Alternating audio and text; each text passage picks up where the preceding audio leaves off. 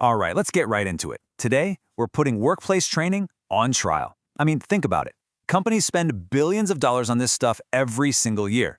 So we're going to act as investigators and ask the big question, what's the real-world impact? And maybe more importantly, what's the actual financial value here?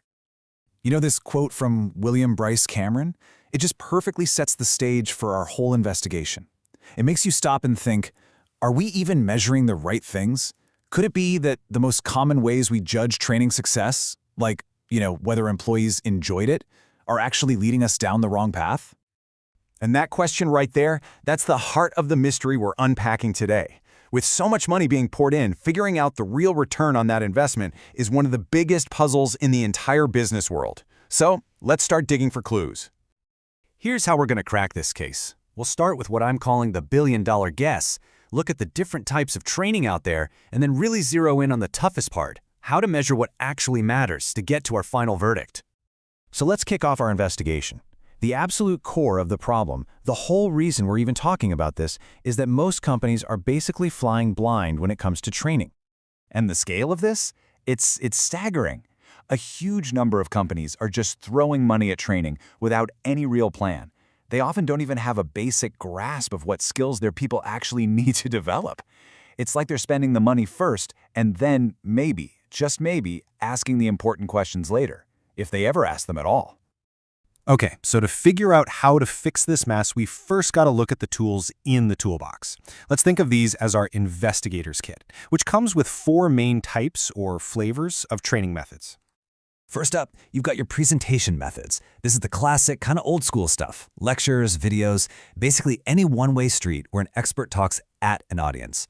For our investigation, this is like just sitting and reviewing the case files. It's pretty passive, you're just trying to absorb information. Then we get to the hands-on methods. And this is where things start to get a lot more active. We're talking about on-the-job training, apprenticeships, and cool stuff like simulations and role-playing. This is all about learning by doing. It's the difference between reading a file and actually being at the scene of the crime, getting your hands dirty to figure it out.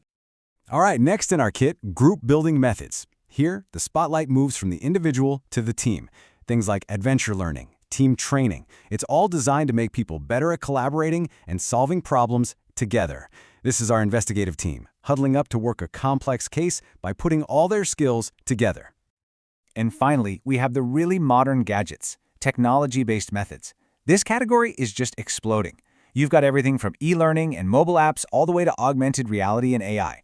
These tools give us amazing flexibility and allow people to learn at their own pace. It's like having a whole new set of high-tech gear for our investigation. Okay, so we've got our toolkit of methods. But here's the absolute kicker. Just having the tools isn't enough, not by a long shot. It's how you use them, how the training is actually designed, that decides whether people really learn anything. This right here, this is the blueprint for success. A truly effective training program has to motivate people. It has to clearly show them the skill, give them a chance to practice and get feedback, and then, this is the big one, it has to make sure that learning actually gets used back on the job. Without these things, even the fanciest training is just for show. And this brings us right to the climax of our whole investigation. We've got the methods, we've got the design blueprint, but now for the hardest part. How do we find the proof? How do we show beyond a reasonable doubt that the training, and not something else, is what caused performance to improve?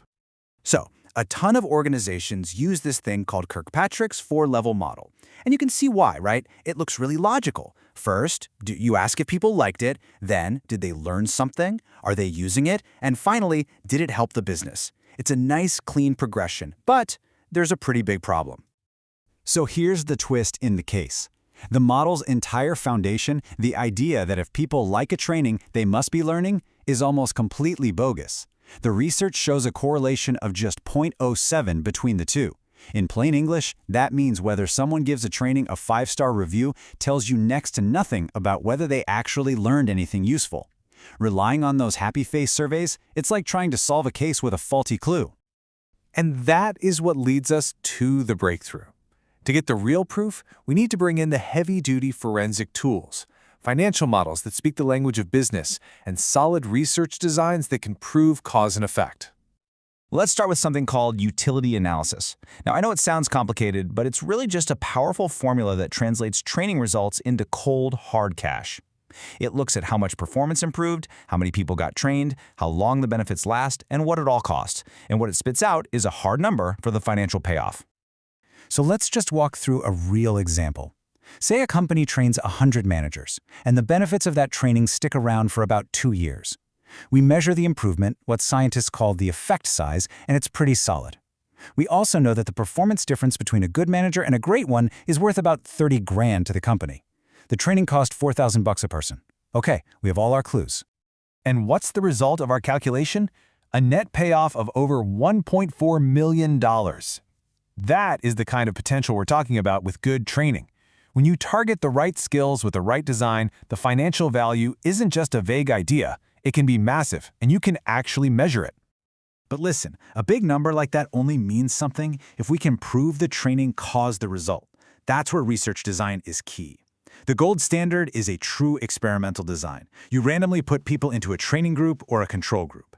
That lets you say with a lot of confidence, yes, the training did this. Now, in the real world, that's not always possible, so we often use quasi-experimental designs. They're still valuable, but they make it a bit trickier to rule out other explanations. So, it's time to bring our investigation to a close and deliver the final verdict. What we've seen is that finding the real value of training means we have to get way beyond just asking people if they liked it. We have to be much more rigorous.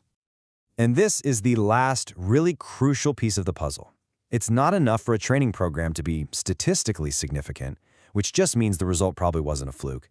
It has to be practically significant. Did it actually move the needle on things the company cares about? Did sales go up? Did costs go down?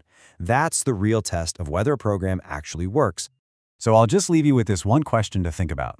When you look around your own workplace, is the training you see actually designed to build skills and drive real business results? Or is it just for show? You know, a box to be checked, measured by nothing more than a smile on a feedback form?